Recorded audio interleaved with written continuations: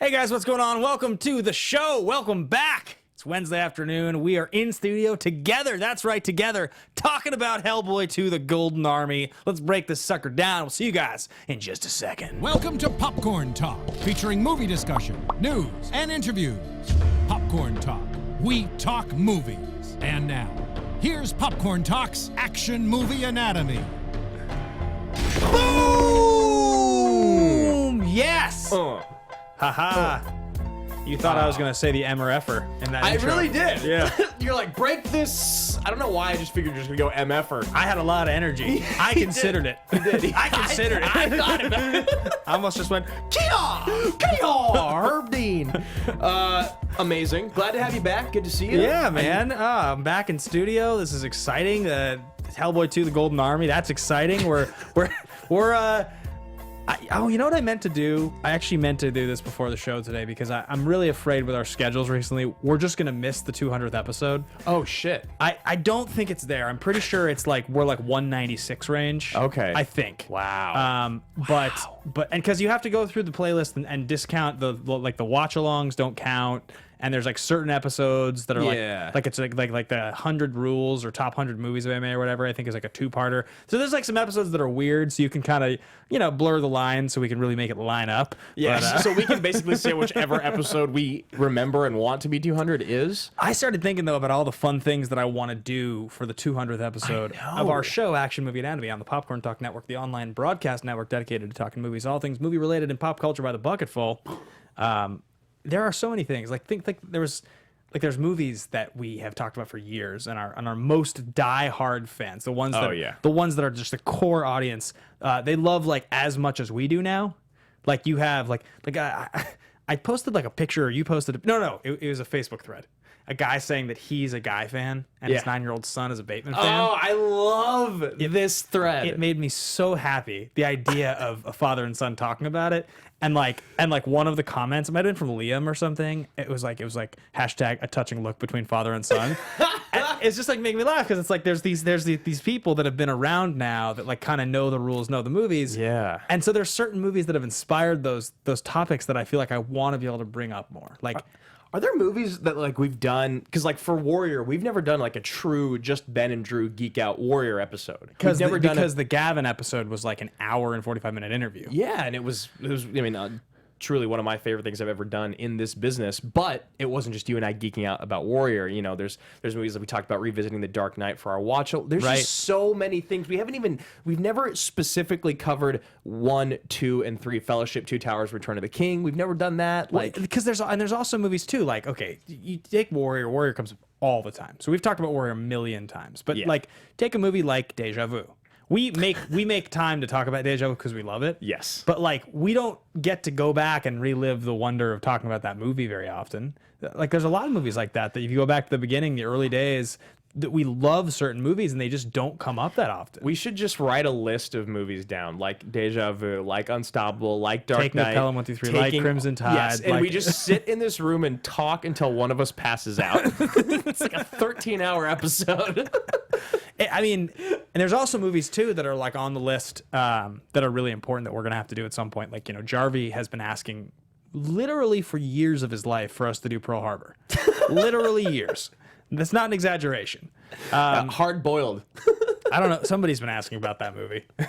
He fired us as content creators long ago. He did, yes. So I just was thinking about that's going to be episode 200 here, probably coming up pretty soon. I think we're going to get into Hellboy 2, The Golden Army in a second. We're going to kind of do a full breakdown of it. There's a lot that's happened, a lot that's going to be happening. So I think let's just take this time to kind of catch everybody up about what the F is going on. Yeah. Because I'm hella excited. Yeah, so I mean, the next big thing that we have coming up is that you and I are going to be playing each other. Going for a laugh with Hella. I know. I tried to ignore. I wasn't sure if you were so excited that you accidentally said hella excited, and I tried to ignore it. Even Jeff Graham up in the booth didn't say it. Jeff, I thought you were just going to stop the show. Yeah. It's one of those things where if a joke is said too seamlessly, it just doesn't even play. Did you find it interesting that I said the phrase hella with all earnestness, or no? The other issue is that me. in Northern Ohio, people do say hella earnestly a lot. So I was like, oh, it sounds like I'm in high school sitting on the basement of my friend's couch. We went through this phase in high school where we said hecka. Oh, I remember that. It was super dope. Yep. That's cool. That's cool. Anyway, anyone that's still watching, which is probably just my mom at this point, Ben and I are playing each other in Houston on May 18th. We're very, very excited. We're playing each other in Booker T's World Gym Arena. Booker T just got reinitiated into the Hall of Fame for a second time as now a tag team player instead of just his singles career. He's been shouting us out like crazy. I am so excited and honored and like, talk about geeking the hell out when you open up your Twitter and you see someone who has 1 million followers that you used to worship as a kid. I worshipped Booker T and the WWF and everything they did, and seeing him shout out you and me playing in his arena is out of this world. Let's not forget Booker sharing my Instagram story of an image created by Jacob Patrick in Action Industries. So now Booker is sharing Jacob Patrick's design and with our names on it. Yeah, and I was telling Jacob, I was like, 1 million people are going to see that by the end of the run of this Booker T promotion of us playing there. Like, legitimately, 1 million people. So, really excited about that. You mentioned Action Industries. We have this incredible team working with us. One person who I did want to shout out is Nuno Sarnadas. I'm so sorry, Nuno. Darkdesign.pt is what he goes by. That's his website. He's created intros and outros for the videos we're doing on YouTube right now, and I just wanted to thank him. You and I do not know how to animate, and we know how important it is. Those intros are amazing. We are going to be doing a reaction to you playing in Chicago using those intros and actually using another one of Jacob Patrick's thumbnails. So yeah, it's going to be, I just played the Movie Trivia Schmodown in Chicago. The actual match plays Friday publicly, so I won't talk at all about really what happened, but the experience was unlike anything I have ever experienced. It was 1,000 fans live. It was walking into the intro music and having 1,000 people with signs and cheering was like, we did $350 for our first one. We were both at the free for all. That was $550. Those are exciting. This was insane. a different level. I was watching at home. I was watching the live stream at home, and I'd had like 2 drinks because I was like, it was a long day. I just got off work, and I was hyped, dude. Yeah. I was hopping around my house, like walking around. I was watching the stream, like walking from room to room, like, oh my God. Like, I was losing my shit. It was unbelievable. Yeah. You played out of your mind. You actually got to meet the people that run the Call to Action podcast. I did, yeah. Alex McFarland, and who... Honestly, dude, I've been such a big fan of you for so long. Alex, you're such a great guy. No, I'm joking. Alex McFarland and James Spence, you met them. They run the Call to Action podcast. Tell me a little bit about that. Well, so I met James actually at Free For All, but I met Dylan Camacho and Alex McFarland at Chicago. Gotcha. After the match, they wanted to do a quick interview. They were cosplayed as you and I. So Alex was dressed as you. Dylan was dressed as me. And it was unbelievable. I got to put a picture of the two of them up, and it was, the whole experience was honestly crazy. And I feel like we need to save it for our reaction because we haven't said a word about Hellboy to the Golden Army on purpose. And so I think there's that. And then I think the last thing to kind of just shout out here before we fully get into it is that the next 2 months or so, 3 months, I'd say, are going to be kind of crazy. Yeah. I've been living out of a duffel bag for the last 9 days on the road. We had pre-tapes Shazam. We're going to have to do some other pre-tapes in there. Drew goes back to a gig, a really exciting gig pretty soon here that he'll talk about when he's ready to, and that's going to be pretty time-consuming. I will be on the road quite a bit. So the next few months, we're going to be trying to hit our marks here. Yes. And get these shows out and make sure that Action Industries continues seamlessly, but it is going to be a heck of a lot of work. And that's kind of what's going on. So just stay tuned for that, guys, because we're trying as hard as we can to keep this machine rolling. We love it. We do not want to drop the ball. Yeah, the very last thing we're going to do is shout out and salute 2 people. Brandon Buckingham. I know you've been going through it this week, brother. Very, very appreciative of your patronage and you reaching out to speak with me this week. So Brandon Buckingham and Nicole Sweat-Graphic, I believe. She's been sharing every single thing that we do with Action Industries, whether it's on Facebook, Instagram, or Twitter. So we wanted to thank you as well, Nicole. So Ben and I salute both of you. Boom. Hellboy to the Golden Army. The Golden Army. Yes, it's an action movie. We cover action movies on this show. We They do. adhere to 4 basic rules. They The hero always plays by their own rules. Rule number 1. Rule number 2, the hero and the villain are always the smartest people, things, dinosaurs in the room. Rule number 3, the movie is driven by a police, military, political, or mercenary figure.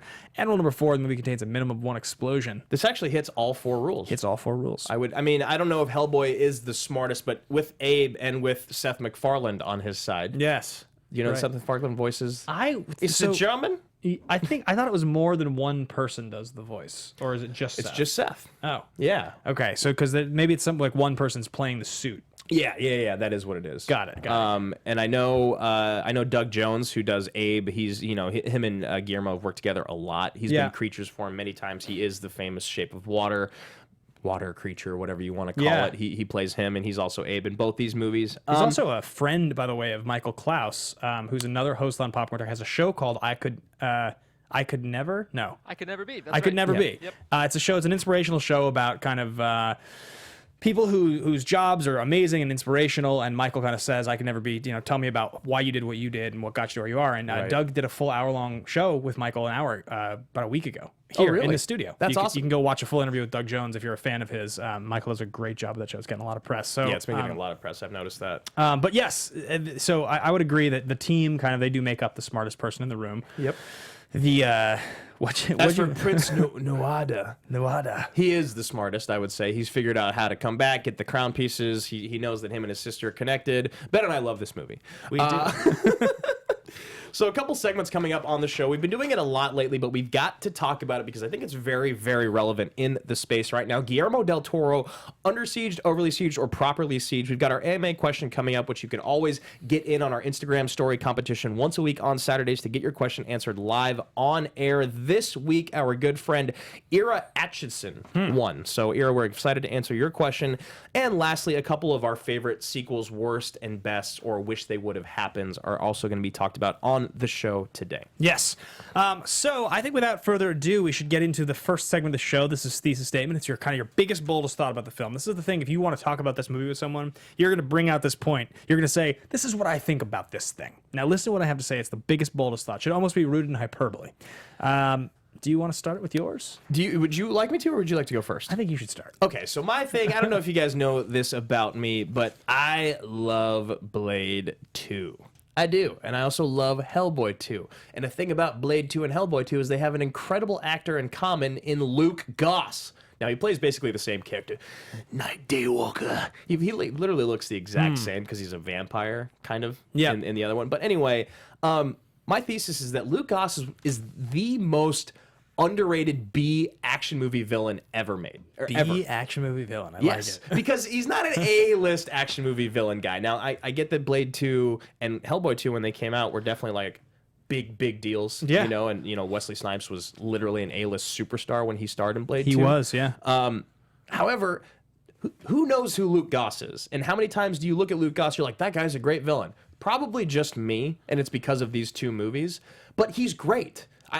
He's a badass. He's got the physicality of it. He's got like this sweet, like hunched evil walk in both movies. Yeah. I just really think he's a great villain. I really do. And I wish that I saw more of him I think he'd be great in A-list movies as like the secondary bad guy. Or Right. like the bad guy's henchman. He could play Mr. Joshua effectively in a movie. Exactly. Yeah. I just love him, and I wish that he was a bad guy in more films because he is my favorite B-list action movie villain. Interesting. I'm going to jump in and say that Everyone agrees with me. who do you like more as a villain you wish got more play? Luke Goss or the guy whose name I'm forgetting, who's the villain in both The Crow and also In Three Musketeers. Yes, Three Musketeers. Michael. Yeah, Mike. Giacchino? No. That's the singer. Michael. I mean, the composer. Michael something. I know his name yeah, so yeah. well. Is it Michael Wincott? Yes, Michael Yes! Wincott. That's Okay. Michael Wincott. God, that's tough. Michael Wincott. If Michael Wincott and Luke Goss were remade Double Dragon, Ooh, or maybe they were like a buddy cop movie together. no one would watch it except for you and me. That's tough. Honestly, Michael Wincott might be better. You're a big fan of Michael I'm Wincott. a big fan of Michael Wincott. He does the like majestic '90s cuffs and collars thing well because He it kind of was- is, his style in the early '90s is kind of the same style that he wears in the Three Musketeers. It's just so Wincott says the newso. So my thesis statement is going to be that Guillermo del Toro is the least rewatchable popcorn A-list filmmaker alive. I don't say this in any disparaging way to like the quality of his work. You just told me you hate Guillermo del Toro? No. It's piggybacked off of a thought that I had about the Three Amigos of Mexican cinema, and we're going to talk about that actually this week on The Action Guys, which is our other show we do on the Collider Podcast Network. Check out that on Friday. But thinking about his movies, you know, Guillermo del Toro, like Mimic is like kind of his early breakthrough, and then he ends up doing the Blade movies. He ends up doing Pan's Labyrinth. He does the Hellboy movies, Shape of Water, obviously, Pacific Rim. He's had a pretty big career. Crimson Peak. He's done a lot of movies. And, if only it was Crimson Tide. and people like Guillermo a lot. He's kind of a fan favorite director, but I think that once you get past the kind of campiness to a lot of his movies, which they all have, right? He's super into it. Like once you get past the kind of campy quality, you have to be. Like, there aren't particularly good movies in the traditional sense of, like, strong filmmaking. Like, I would say Shape of Water is a beautiful movie that tells a great story. It's really interesting. Yeah. But, like, Pacific Rim's a bad movie.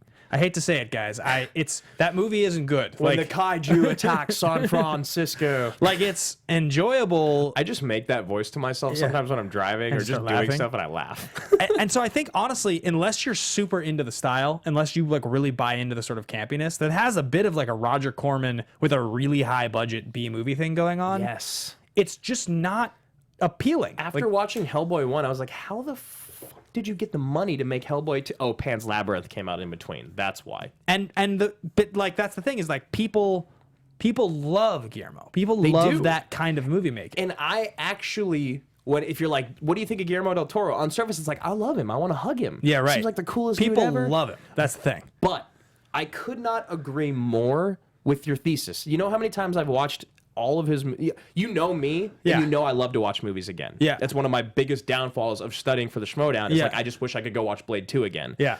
I've seen Blade 2 probably 20 times. I've seen Hellboy 2 probably 10 times. Yeah.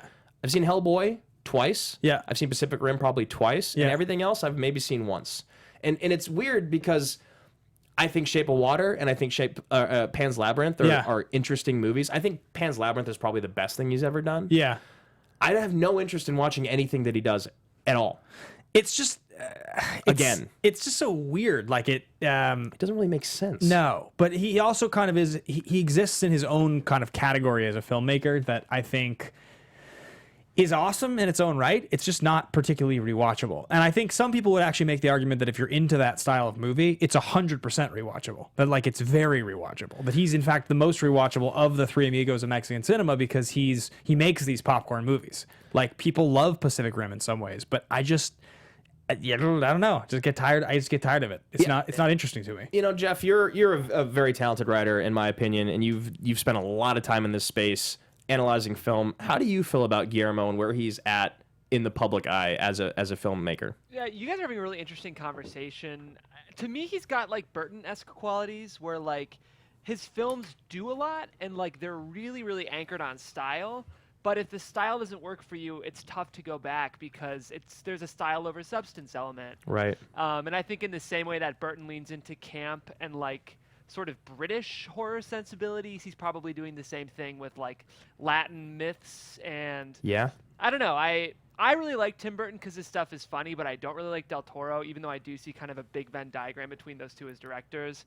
And it's funny, Big Fish is my favorite movie. I've said that before, but whenever people tell me they don't like Tim Burton, I'm like, nah, I get it. He's not for you. I love it, and I feel the same way about Del Toro. Interesting. Yeah. Alex McFarlane jumps in here in the chat and says Pacific Rim is a fun time, not a good movie. It's like a Transformers movie. That's kind of great. And like the concept of good, right, I think is a relative term. I certainly don't feel like my opinion is better than someone else's opinion when I use the word good. Like that's not right. If somebody else could say this is a good movie, this is a bad movie, they're just entitled to feel that way. But in terms of like what makes a movie relatable to a wide audience, what makes a movie appealing and rewatchable, often it's simple stuff that's like really engaging. And it's good that they give you it's good that they put the thing on the screen at the beginning about who Hellboy is to start this movie. They're like, none of you guys remember the first movie, so which I didn't at all. No. So it's like, here's a title card that explains what Hellboy is. This is all you need to know. And you're like, okay, so now you're going to want me to learn about all these characters for the first time because I don't remember any of these characters. Well, and the problem is in the first film, they didn't really give you a lot of the characters weren't super likable, and like, I didn't care about any of them when I watched it again. I don't think any of these characters are likable still. They're not. That's the thing, is they're not likable still. And I think the most likable character in the first Hellboy was Abe, and he just gets injured and disappears halfway through. Yeah. He gets like hurt, and then he's just gone for the whole rest of the movie. You're like, wait, I like that guy. In the first one? Yeah, but like Selma Blair is the most emotionless actress. Like her and Kristen Stewart start a club of just like not making expressions while acting. And then I mean, Ron Perlman it's like I only like Ron Perlman. Do I like Ron Perlman? Yeah, this movie is a wonderful combination of like underdog likable sensibilities, but not like high quality. If that makes any sense. Like, it's hard to dislike Ron Perlman because he's like seems kind of awesome, right? And he's like, and I know he's kind of awesome. Like, friends of ours have interviewed him. Selma Blair because she's like, she's not the worst, and also especially with what she's going through now in her personal life. 100%. You know? Right. Like, and like you look at Abe and you're like, oh, this is a really interesting and cool character. You know, you look at even like Jeffrey Tambor, and more controversy. Wait, really? He's a Me Too guy last year. Even you look at Jeffrey Tambor and like, you know, something. And he has like a huge story arc in the first one, and they don't even bring up John Hurt in the second one, and he's the best part of the first movie. Yeah. Okay. So I hadn't seen either of these since theaters. Yeah. Well, truthfully. Honestly, the first movie is much better in a storytelling aspect. Yeah. But it's also just too long, and I don't care. So I think rather than just continuing to rag on Hellboy through the Golden Army, which is going to be hard for us to avoid because every once in a while, guys, look, we got to just tell it like it is. Every once in a while, we come across a movie on this show and things line up in a certain way where we plan on doing something, and it just... We have to be honest. We can't just sit here. We don't have a guest. We're not having to try to make somebody who was in the movie feel good. We literally are trying to be... We had 3 movies to cover as an option this week. It was any of the 3 Hellboys. And the one that just came out, I've heard is the absolute worst thing that's happened to... Why did they make it? That should have been my thesis. That's a better question. And we were going to maybe do the new Hellboy, except thank God that it turned out that movie's screening was on a day that I was out of town, so I didn't drag us to a press screening for it and get us hyped on possibly doing it and announce it. Like, it worked out in a way that was not an option for us. It says that it was... Someone says in here, Dark Side Saint says it's incredibly gory. I heard it's very violent. Yeah. That could have been a good thing going for it. Okay, so we've kind of gone over our thesis statements. I guess the point is, guys, we are going to talk about the parts of this movie that we like, because the next part of the show that we're going to talk about is fist pump moment. Yes. This is when something happens in the movie, you kind of look around, and you're like, are you seeing this? This is so cool! Oh my God, I get to watch the rest of this movie right now. And that never happened for either of us. No, I'm just kidding. I was like just so used to doing your normal spiel. Alex McFarlane, once again, is saying in the chat, $120 million is what he was offered for the budget of Hellboy 3, and he turned it down because he wanted $180 million back then. So, honestly, Guillermo, I love you, bro, but let's get your priorities in line. I think you should go first. Yes. So, I remember when this movie came out in theaters. Some of you guys know I had a penchant for comic book reading as a child. I have a lot of comic books in my mom's basement, and Hellboy existed in this part of comic books at a time when comic book movies were just starting. So if I remember correctly, the first Hellboy is 2004. Mm-hmm. And by 2004, you've had 2 X-Men movies. You've had 2 Spider-Man movies. At that point, the second Spider-Man movie comes out. You know, you've got the Marvel thing is kind of going on. DC has not come back yet with Superman Returns. So at that point, all DC's had is like a bad Batman movie. They haven't even done Begins yet. So when this movie came out, we were not yet in the era where we knew where things were going. Comic book movies, by and large, were like Ghost World and American Splendor were the things that got me excited as a kid, because like they were based on indie comic books. Right. And Hellboy is not a Marvel or a DC property. Hellboy is a Dark Horse Comics property. Dark Horse in the pecking order was always like 4th-ish, 5th-ish in terms of size of publisher. And they always would do kind of darker stuff. Alien, Predator, those were Dark Horse Comics. And the first Hellboy was dark, and if they would have just tightened it up, it was beautifully dark. It really was.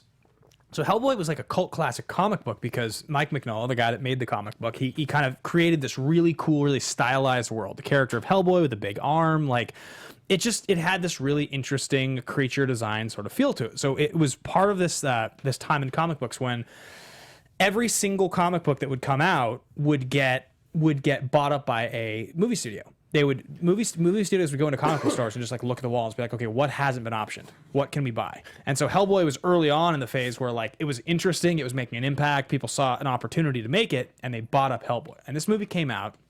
And I remember the first one came out and thinking, oh, this is a big deal. People love Hellboy. I can't believe they actually made this. This is a Dark Horse indie comic, and now it's on the big screen. Wow! Like, I didn't even like Hellboy that much, but I was still excited for that reason. Right. By the time the second Hellboy movie came out, we were dealing with the launch of the MCU. We had already gotten we had already gotten The Dark Knight. We had already got, like, we were already Iron Man, Dark Knight. Yeah, we were right at the beginning of, like, what turned into where we are now. So, when this second one came out, I remember going to the theater and thinking, I don't really care. There's a lot of options now, and a lot of time has passed, but I'm still going to do this. I'm still going to go see this movie. And I recall watching the movie and finding, like, I didn't relate to many of the characters. I thought that, like, the world they were building was pretty cool. The character design was pretty cool. But there was one sequence of the movie that I've always remembered. It was the only part of the movie that ever stuck out with me. And it was the first thing that you and I both talked about when we got together in the studio today. And I looked forward to it when I rewatched the movie yesterday, getting to this part to see, is it going to have the same impact? And it absolutely did. But differently than I remembered. So the part I'm referring to is when Prince Nuada. There you go. Say it. His name's Prince Nuada. Oh, I love him. Nick, we're not going to be casting you in the role. I'm Prince Nuada. I got a sister. If she hurts herself, I hurt myself. We're bonded. But the deal was it's when Prince Nuada takes out the like green bouncy bean and throws it at Hellboy, and he's like, kill him. And it turns into this big elemental, this like forest elemental. It's like a god of the forest. And it's a really interesting scene because obviously the money spent on the CGI back then was probably enormous, and the design of this creature was really specific. It's really cool looking, and it's supposed to be this big challenge for Hellboy, but in the end he just kills it with a big gun, which is kind of dumb. Which is kind of lame, but when he kills it, the coolest thing that happens is he like shoots it and it explodes and like basically like births moss all over the city. It like and I think it's like, and its head is kind of like one of those like dandelion or whatever those called, where you blow on them and they just kind of it's really cool, and it's the most interesting looking part of the movie. It's the most kind of like beautiful part of the movie. But even more than that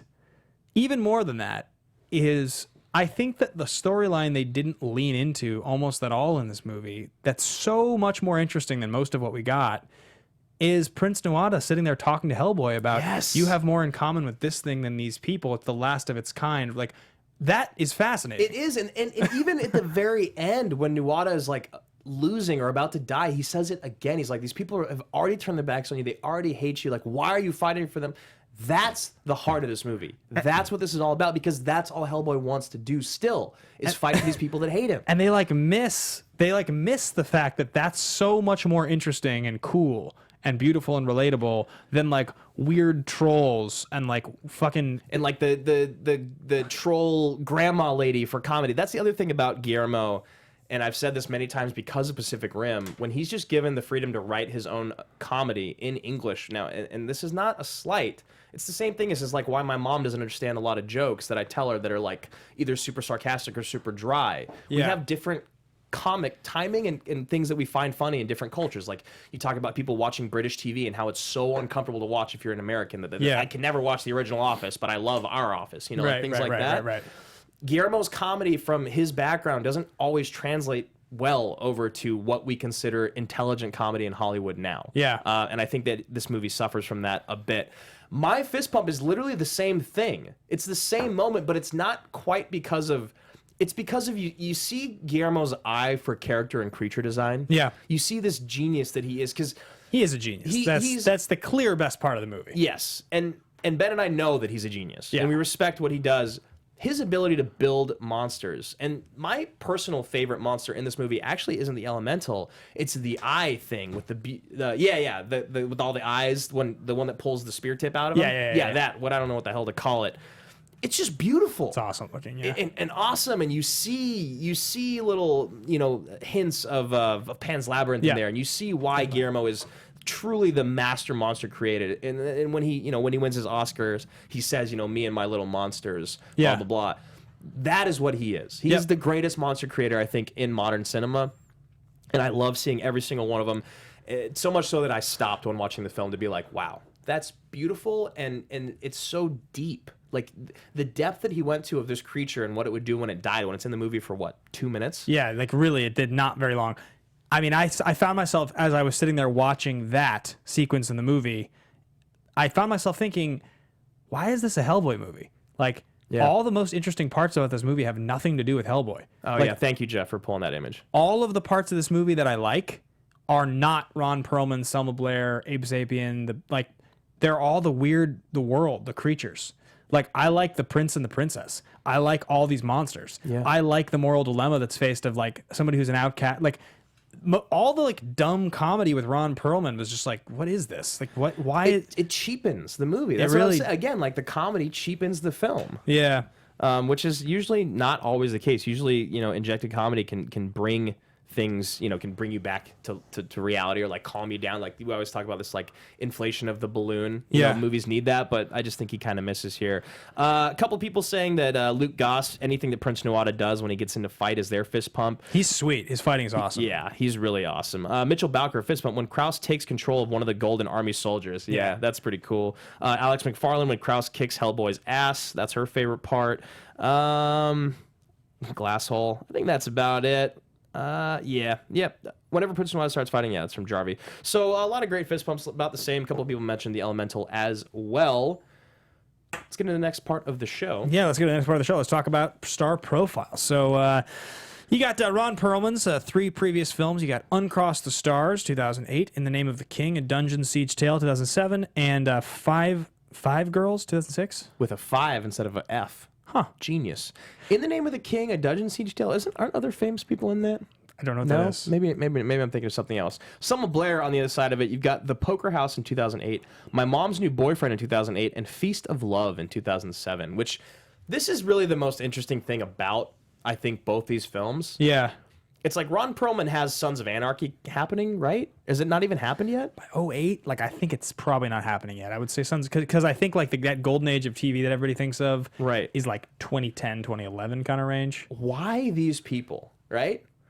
Yeah, I mean, like I wonder, like I guess if we looked a little further back, Jeff, can you do me a favor? Actually, the screen's not up, so it's not going to work. But I would love to know, like, what were Perlman's movies that he did after Hellboy 1, right, like in 04, 05, early part of 06. Same with Selma Blair. Yeah, I got you on Perlman. Oh, Scooby-Doo, Pirates Ahoy. A lot of direct-to-DVD Hellboy stuff. So Sword of Storms. Spiderwick. Oh, yeah, the Spiderwick Chronicles. Is that like 05 or something? Movie. It's actually 08, right before Golden Army. Okay. A lot of voiceover. Weird. So he didn't really get famous after Hellboy 1. He didn't really break out. Why. Yeah, no, and that's the thing, is he never did. He got very popular from Sons of Anarchy. He got popular playing Hellboy, but he never popular from Drive. But he never really breaks through. And Selma Blair, you go back to like 04, 05, 06. What's she doing right after Hellboy 1? She had the Scream franchise kind of going on at the same time, right? Because the first one's in 99. 90, no, the first one's in 97 or something. So we're looking at Selma Blair, right? like circa 2000. Yeah. In Good Company. Oh, The Fog. Oh yeah, In Good Company, The Fog. Those were movies. Okay. Those were like commercial movies. Yeah, The Deal, The Big Empty. Interesting. Wow. The ironic thing is that Seth MacFarlane is the most famous person in this movie. God, that's so weird, isn't it? And he's not even in it. This is his voice. Interesting. Yeah, that's kind of crazy. Yeah, that's fascinating. I don't know how these guys, these characters, these actors. It was like this franchise was like such a cult classic franchise, but not actually popular, in the sense like they didn't really do anything for the people involved. No, and that's why this third one is just so. Why did it happen? The new Hellboy? Can you speak on it? Can anyone in the chat? Jeff. Anyone let me know. My thesis, if I had to have one, would be Hellboy is the biggest prestige TV missed opportunity of any comic book franchise. Yeah, that's a good point. That's a great point. Because we've been talking about the fact that everything in this movie that works is the world building, it's the mythology, it's the opportunity for weirdness, and that's what Preacher did on AMC. This is the perfect example of a comic book opportunity where you pump money into it, put it on a Netflix, put it on HBO, and make something interesting rather than trying to fit it and package it into what a film needs. Well, Yeah. I mean, I think what's your most interesting point there, Jeff, and this is kind of what I was getting at when I talked about the era in which these movies came out and how different of a world we were in then. We didn't have what you're talking about yet. That didn't exist yet. Like the episodic pump money into a streaming service TV show where this would end up as a Netflix show today. Yeah. That didn't exist in 2004. Like it was movie or bust. And the studios didn't know how to do anything other than just buy the property, pump money into it, and believe it was going to work. Hellboy happens because of those other comic book movies I talked about. It happens because Blade, X-Men, and Spider-Man are happening, and the studio goes, oh, this is really interesting. We can pay a lot less money for this. Yeah. This is a Dark Horse comic. We can license this. We can put money behind it. We're going to have a hit on our hands. And I'm just guessing, because I didn't do the research on this, but I'm guessing the reason this movie came out is because they bought an option on Hellboy for a certain amount of time. They owned that option for a certain amount of time, and I'm guessing they were going to run out of that, and the contract was going to elapse, and the property was going to. It's so funny. Alex Frost in the chat goes, some accountant was going over the books and found out they still had the rights, and we're like, oh yeah, literally what you just said. I would have to think, because this movie came out in 2008. Like, it was 11 years ago. Yeah. Like that doesn't make any sense. They could have put out a third movie in the original trilogy. And the original came out in 2004? Yeah. Right? So it was 4 years between the two of them? They literally could have hired somebody other than Guillermo and just made a third one with these actors, and all the actors presumably would have done it. Right. Like, maybe Selma Blair, because of personal problems, wouldn't, but maybe she would have. I don't know. Like, I mean, she just did The People versus OJ. Yeah. You know, so as long as her health was there, she would have done it. I think everyone would have came back. I think, yeah, I couldn't agree more. So that being said, like you just said, that brings Guillermo back. We'll hop into production development here a little bit. We are going to talk extensively about the Three Amigos of Hollywood on the Action Guys this week, as Ben mentioned, but Guillermo del Toro is kind of the guy that broke through in America first. Yep. I mean, on a big level. And it was actually through... I personally think it was probably Pan's Labyrinth was the moment where everyone was like, "Oh my gosh!" Like you're legitimate, not like you're a campy, not like you're a campy superhero director, but like like you're a legitimate director, because I think in America, for us to pay attention to a movie in another language, it speaks volumes on the film already. You know, Roma's a great example of a movie that was up for Best Picture, and it's in black and white and completely in, I mean, two different languages essentially, but. Guillermo was the first one that broke through of the Inarritus and the Cuarons and the Del Toros, and I think for him, he's now, as you said, the least watchable of all of them.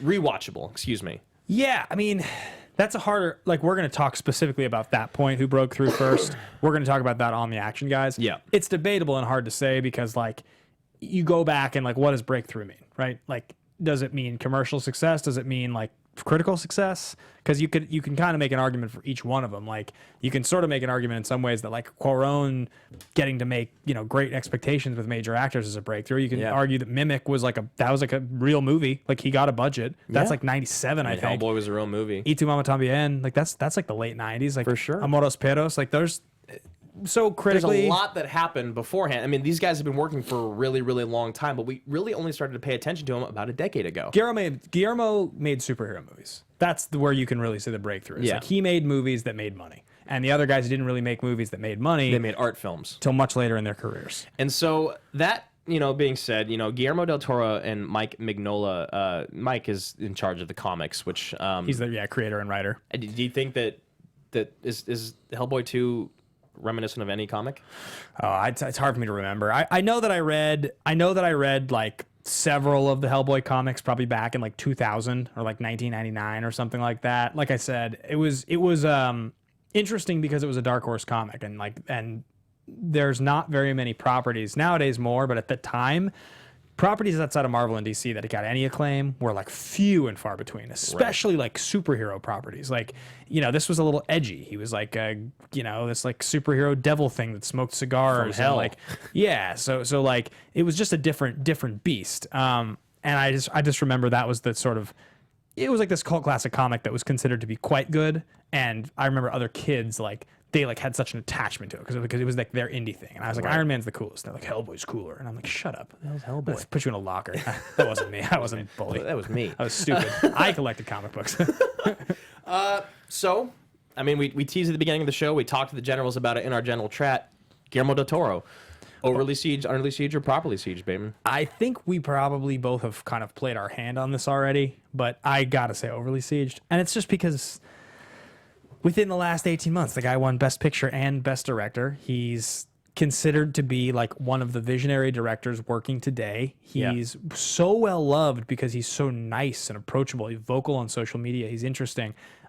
He's incredibly smart. I do really like his work in the sense that, like, I like his work in the sense that I think he's talented. I just don't like his work in the sense that it's not really my style. Yeah. It doesn't.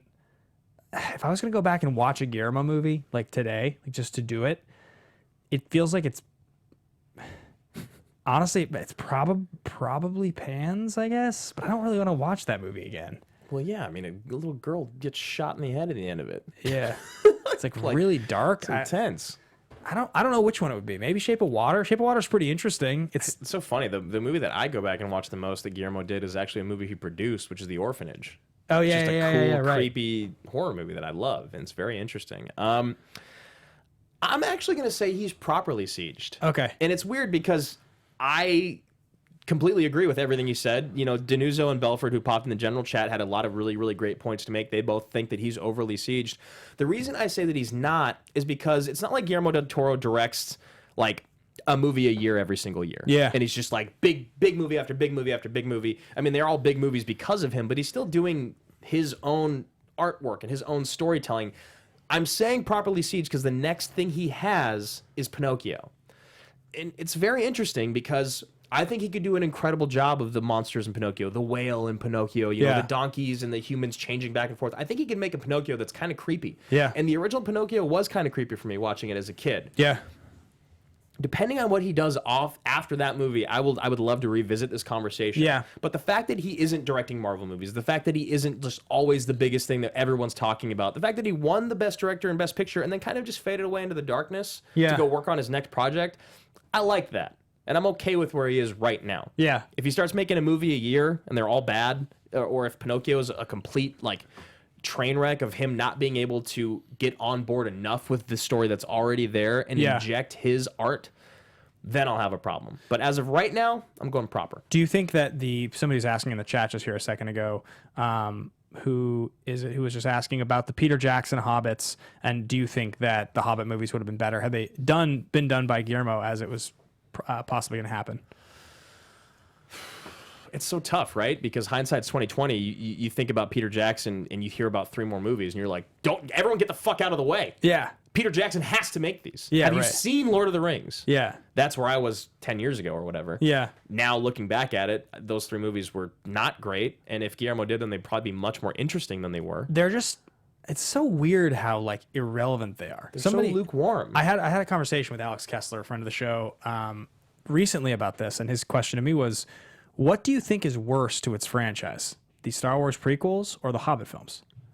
Oh, yeah. Yeah, we talked about this, too. Oh, was it on the show? It might have been on the show. Oh, it might have been with him. Yeah. Yeah. I think the Hobbit films, because like the Lord of the Rings trilogy did something totally unprecedented, which was like become a blockbuster genre franchise that wins Oscars. Yeah. Like as much as Star Wars is great, it still to me feels like a summer blockbuster type of property. Whereas when I think of Lord of the Rings, I do think of it as like a prestige on the walls of the Dolby Theater cultural. Yeah. And what The Hobbit did to that clout, to me, is more detrimental than what the Star Wars trilogy has done to the originals, personally. I would agree completely, and I also think that there's a level of understanding to the Star Wars prequels that I think people have, which is not to say that they're quality, but I think it's sort of like this was going to happen. There's good things and bad things, but like we all wanted this trilogy. And this trilogy was done with the best of intentions by the people involved most. And like, we're happy with the mythology here. Like it was correct to do it as a trilogy. The Hobbit movies, it was kind of like, these never needed to happen. Yeah. They especially did not need to be a trilogy. The Hobbit's a very short book compared to Lord of the Rings. You could have done this in one movie. This was done as 3 to make money. And it's just endlessly expounding on material that doesn't need to be made. It didn't add something. This wasn't a saga that needed to be told with another trilogy. This was a saga that could have been told with one movie. Yeah, because The Hobbit itself is what, like 100 pages or like 120 pages, remember, whereas but like Lord of the Rings is like 1,000 yeah, pages. exactly, which is why we needed 3 films. I don't mind the prequels anymore for Star Wars. I don't think they're good. I think Revenge of the Sith is good enough, and I actually don't mind Phantom Menace. Yeah, I think they will Attack have of their the Clones moments. is god awful. Yeah. But it's also one of those things where if we didn't get a Star Wars film, I mean, we talked about this when we covered a Star Wars film recently. It might have been Empire or something. But when the prequels came out, we were like 10. Yeah, we were hyped. It was awesome. It was super exciting. When The Hobbit came out, I was like, I'm done with this. Did you watch any of the Star Wars Celebration stuff? Did you like follow in the trailer and that? I know. The trailer's good. The trailer's good. I watched the trailer. Yeah. The trailer's good. Billy D, sweet to see him Billy back. D's sweet. I did get chills when she jumped. Yeah. That was pretty sweet. Did you watch any of the panel stuff on The Mandalorian? Because No, all I can think about when I hear Mandalorian is Ben Kingsley. why? Because of his name. What's his name in Iron Man 3? The Mandarin. Yeah, that's all I can think about. Trevor. That's all I can think about is every time I hear The Mandalorian, I just think of like Ben Kingsley, like, oh, I'm just an actor, man. You know, that's all I can think about. And like sitting in the seat and then like falling asleep and like waking up with a beer in his hand. He's great. He's amazing. That movie's very underrated. But that's because we love Shane Black. What I was gonna say was though, I lost my train of thought. No, the thing I was gonna say was, I didn't know this. I think this information was out there, but did you know Carl Weathers is in The Mandalorian? No, He's one of the main actors. really. Apollo.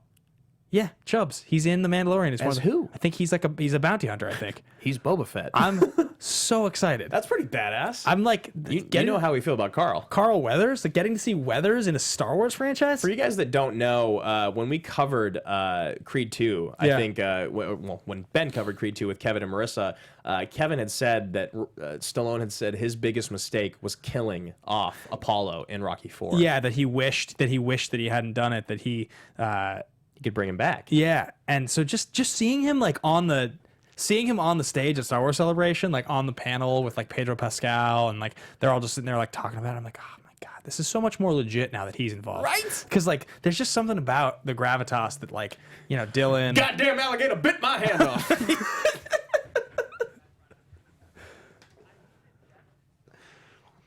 Oh, seriously. Oh my god. What?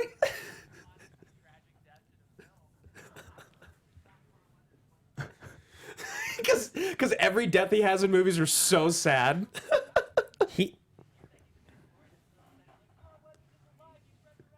It's like, seriously, it was kind of like, you were kind of like, oh, is this guy not interested in doing like big budget work anymore? Because like he's one of the most iconic faces and voices who's done the least work, in my opinion. Yeah. I can think of literally 3 characters he's ever played. Right. I can't Dutch, think of Chubbs. Yeah, Dutch, Chubbs, and Creed. And Boba Fett. That's it. Like I can't think of another one. You know, to the point, and this is actually hilarious that Billy D. Williams is now back in Star Wars at the same time, because growing up, they were like those two dudes that were in like nothing, who were super endearing, and like I remember at one point thinking they were the same person when I was like 12. 100%. And I think every 12-year-old did. And then and thinking to myself, like, because like Billy D, I think, is in Batman as like, is he the mayor? Is that what it is, or is he Harvey Dent? In Batman '89. Yeah, he's he's the mayor. Really quickly, Jeff, the chat was saying they couldn't hear you when you were chiming in. So I just saw that. I'll tune out, but I think it'll be on the audio, so you can let them know it should be on the audio. Perfect. It should come through on the audio, guys.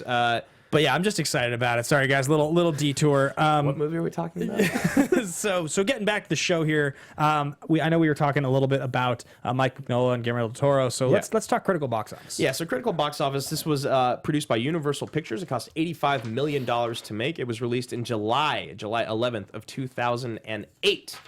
It grossed $75 million, almost $76 million domestic, an additional $84 million foreign, for a grand total of $160 million, almost doubling its budget. Opening weekend, it made $34 million. I'm assuming at number 1. It's got a 7.0 out of 10 on IMDb, and an 86% on the Tomato Meter, and a 71% by the audience on Rotten Tomatoes. I think every single one of those scores is incredibly generous for this film. Maybe. Yeah, nope. Every single one of them. Even the 7.0. I think there was a level of creature design. I think there was a level of creature design and like world building that people were really wowed by when this movie came out. That's kind of what I've settled on. Yeah, I mean, it was 11 years ago. I remember I was watching the first one again. It was 15 years ago, and I was looking at it and I was like, wow, the CG in this is really bad. But I bet you 15 years ago this was sweet. And then when they did have some of the cool practical monster stuff in the first one, I was definitely a little blown away, and I bet they were back then as well.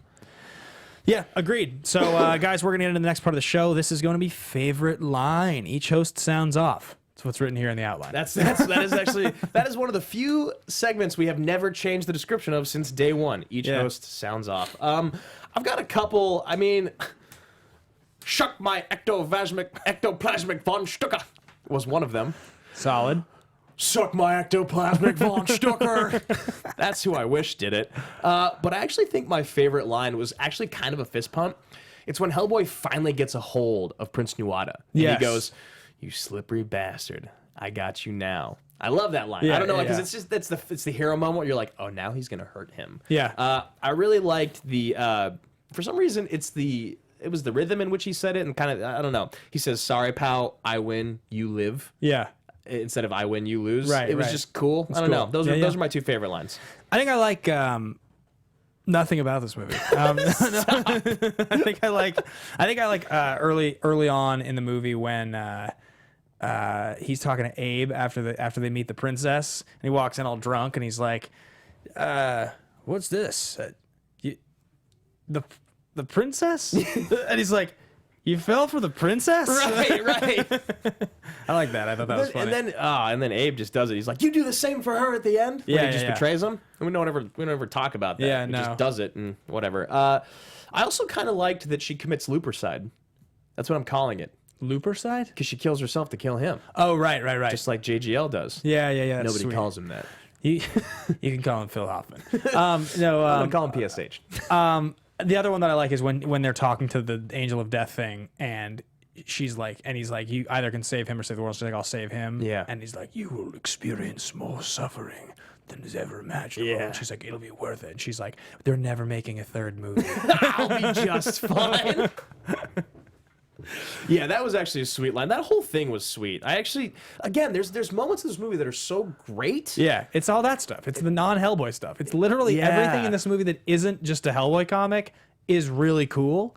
And then you're like, oh, Pan's Labyrinth is really cool. Right. You're like, if you made this just like a really weird, dark adventure drama that has nothing to do with Hellboy and superheroes, and you don't have to deal with any of the like campy, like, then it's good. So I don't know. Here's my question for you. How jacked do you think Perlman actually was, and how much of it is prosthetics? Like, his chest is obviously a prosthetic because it's like a giant panel. I think he's way more shredded in the first one because there's like a moment where it looks like he's just in makeup and he's like ripped. He's got like a six pack, and I think in the second one he's gotten a little lazier. It's been 4 years. He's probably a little more famous, a little more wealthy. Yeah. It's definitely not like to the level of Shazam prosthetics, I don't think. But Zachary's probably was also in better shape than Ron Perlman was. Does that make sense? Yeah. I just was curious because like he looks pretty jacked. It looks like the makeup is, partial, but I couldn't tell. It's also possible that it's just like he's skinny and then they just put a lot of muscle on him. And, guys in the chat, if you know, please let us know what how much of that was actually Ron, how much of it was Guillermo's makeup team. Moving on to AMA question. I mentioned it before. Every week on the weekend, Saturdays, Richard Eric Jarvie, our good friend, runs our Instagram, and he runs a great competition related to AMA. If you win the competition or are selected at random, you will get to ask a question on AMA. What? You missed promo with his shirt off. It was pretty good. Not in shape. Nice work, Jeff. Yeah, thanks, Jeff. He says, despite rumors of a trilogy happening from the cast, except for Selma Blair, it never came to fruition. What are other films you would love to see a sequel for that could surpass their prior installments? The Other Guys. That's the only one. Yeah. I was going to say MacGruber. And The Nice Guys. And The Nice Guys. In fact, all of them are just movies that we talked about in our best action comedy episode. Yes, exactly. Every action comedy that Ben and I have ever discussed. And also, I've talked about this before. I would love to see a Wind River franchise of like that guy going and solving mysteries or crimes. I'd love that. I think you probably could. You mentioned a really great one about the director. Or it was, I don't know if it was you or like a married idea of like the directors. Yeah. Of like famous people like the Steve Jobs and Danny Boyles and the Sorkins of the Facebook. You know what I mean? Right.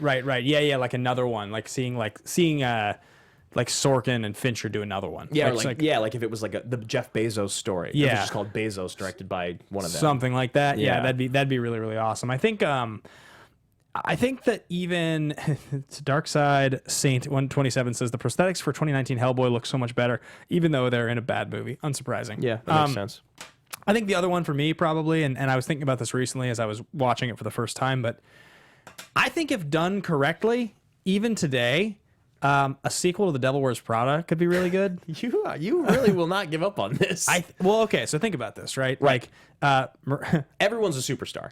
Miranda Priestley, she's a great character. Like, you bring her back, that's easy.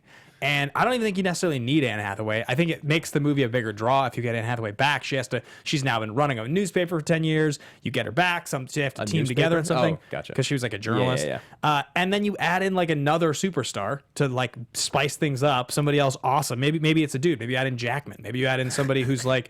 No way, Jackman, huh?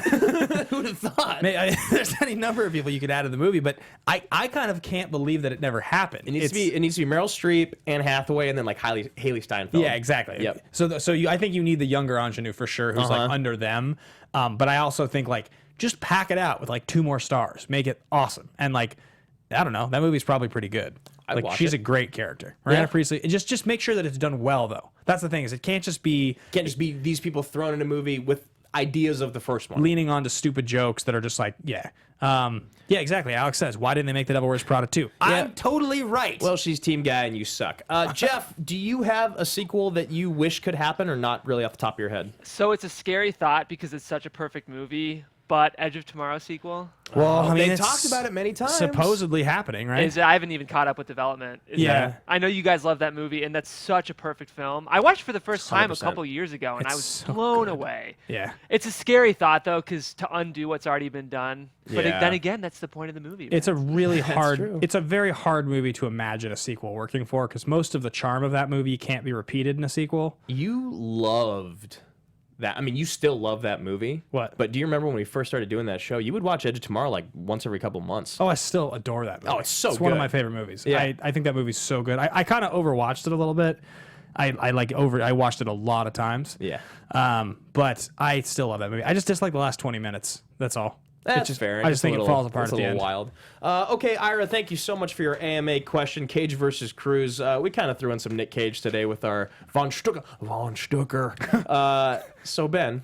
Actually, honest question, though. Yeah. 2004, you could have cast Cage. You actually could have cast Cage as Hellboy. Do you think it works? I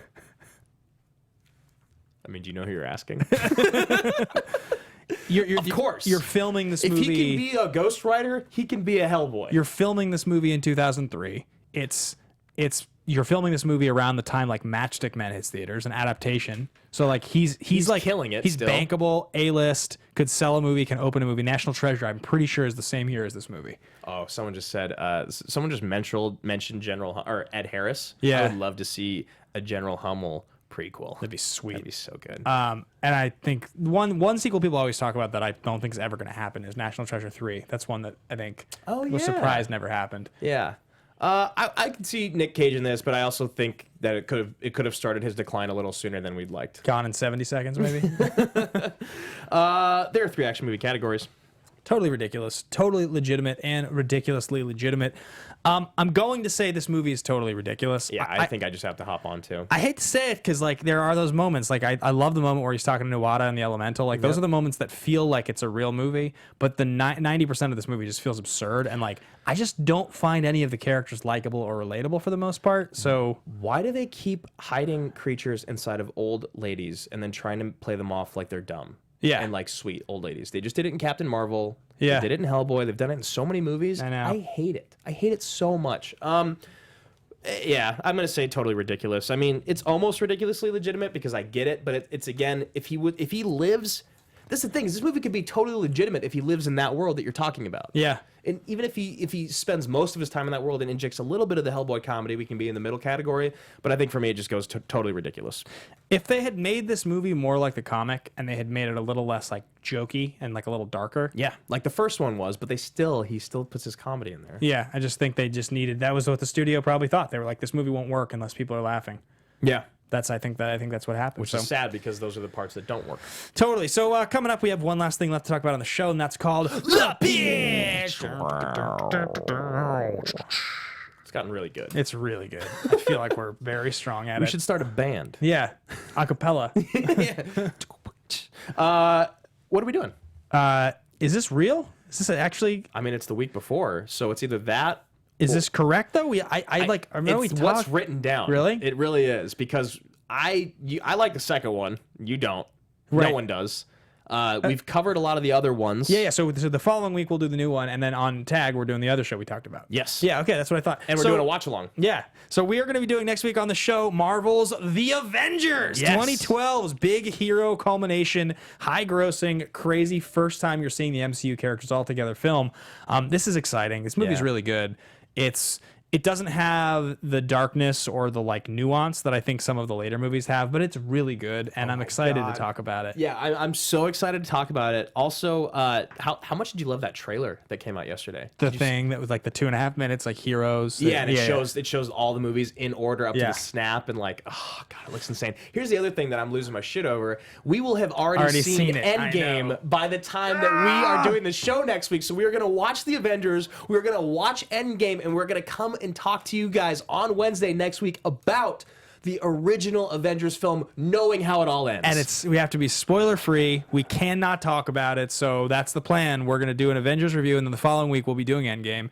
And we can just tease it all now. Yeah. As well, next week on the Action Guys, we are going to be doing a top 10 moments in the Infinity War film, the first one, Yes. not the second. We'll be taping top 10 films in Infinity, or top 10 moments in Infinity War, as just a way to revisit that awesome, awesome film as we lead into Endgame. And the last thing is we will be doing a watch along once again. Patreon.com/Team Action. Ben and I will be watching Infinity War together with you guys, getting everyone ready for Endgame. Whoever's clipping this week, you need to pull the whole pitch, because this is some exciting shit.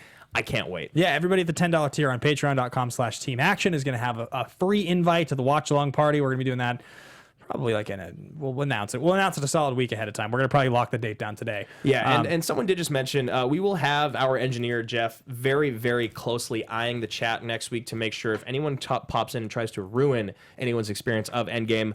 Unfortunately, it's one of those things you either got to avoid the chat or just know that something could happen spoiler-wise. Jeff will be there to get rid of anyone and delete any comments that do come up. Hopefully that won't happen, but it is something I need to throw out there just in case. Well, I mean, it'll be the Wednesday. Nobody's going to have seen it other than press. Someone could, and there was that 40 minutes that leaked online recently, and people have already been doing stuff. So I just wanted to throw it out there just in case. I don't want to ruin anyone. And everyone saw the letter that Joe and Anthony wrote yesterday. Yep. So, guys, we are so excited. So hyped. It's like, I rarely do I ever get this hyped for a movie. So, all right, guys, thank you so much for listening. Thank you so much for watching. Follow along on Twitter, on Instagram, on Patreon, at Action Industries. You can find me at Ben Bateman Media. You guys can find me at Andrew Guy. And the last thing we got to do is our general shout out: Andrew Hayes, Paul Denuzzo, Billy Belford, John Getz, and of course, John Patterson.